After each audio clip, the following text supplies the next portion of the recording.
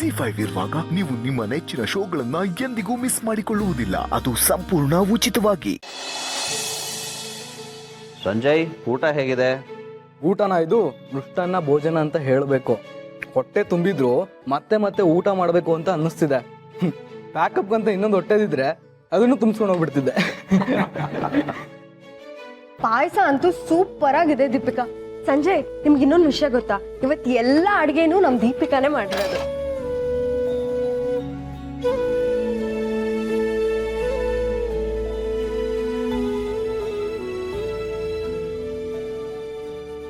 ದೀಪಿಕಾ, ನೀನ್ ಮಾಡಿರೋ ಅಡ್ಗೆ ಧೈರ್ಯವಾಗಿ ತಿನ್ಬೋದು ತಾನೆ.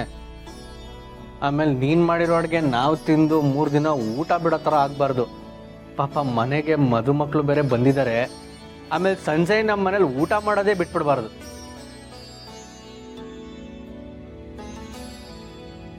ಏಯ್, ತಲೆ ಹರಟೆ.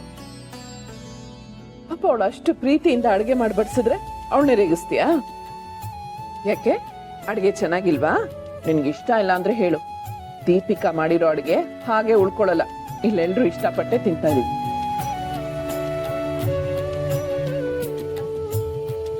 ಅಡುಗೆ ನಾನು ಒಬ್ಳೆ ಮಾಡಲಿಲ್ಲ ಅಮ್ಮ, ಮಾವನ ಹೆಲ್ಪ್ ಮಾಡಿದ್ರು.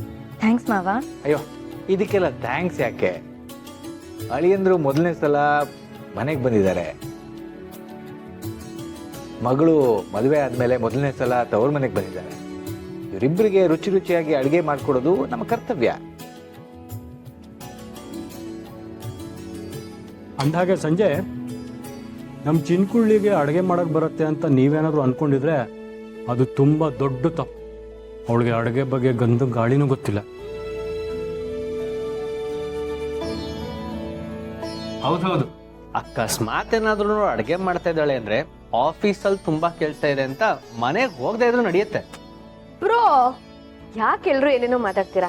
ನಿಧಿಗೂ ಅಡ್ಗೆ ಮಾಡಕ್ ಬರುತ್ತೆ. ಅವಳು ಅಡ್ಗೆ ಮಾಡೋದನ್ನ ಚೆನ್ನಾಗಿ ಕಲ್ತಿದ್ದಾಳೆ. ಥ್ಯಾಂಕ್ ಯು ಸೋ ಮಚ್ ಅದ್ಕೆ. ನನ್ಗೆ ಅದ್ಕೇನು ದೊಡ್ಡಮ್ಮನು ಅಡ್ಗೆ ಮಾಡೋದನ್ನ ಕಲ್ಸಿರೋದು. ನಾನ್ ಮಾಡೋ ಅಡ್ಗೆನ ತಿನ್ನಕ್ಕೆ ಪುಣ್ಯ ಮಾಡಿರ್ಬೇಕು. ಅವರಿಬ್ರು ಕಲ್ಸಿದ್ದಾರೆ ಅಂತಂದ್ರೆ ನೀನು ಮಾಡೋ ಅಡುಗೆನ ತಿನ್ನಬಹುದು ಅಂತ ಸರ್ಟಿಫಿಕೇಟ್ ಕೊಟ್ಟಿರೋ ಹಾಗೆ.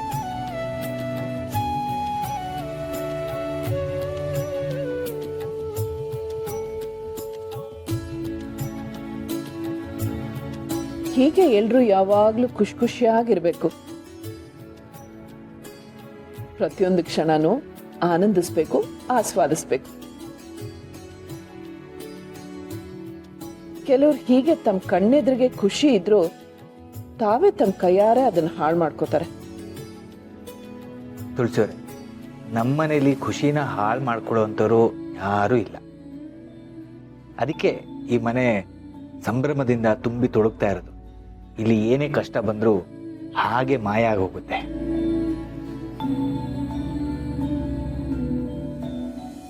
ನಿಜ ಅಣ್ಣ, ನಮ್ಮನೇಲಿ ದ್ವೇಷ ಅಸೂಯೆಗೆ ಜಾಗ ಇಲ್ಲ. ಅದರ ಆಟ ಎಲ್ಲ ನಮ್ಮ ಮನೇಲಿ ನಡೆಯಲ್ಲ.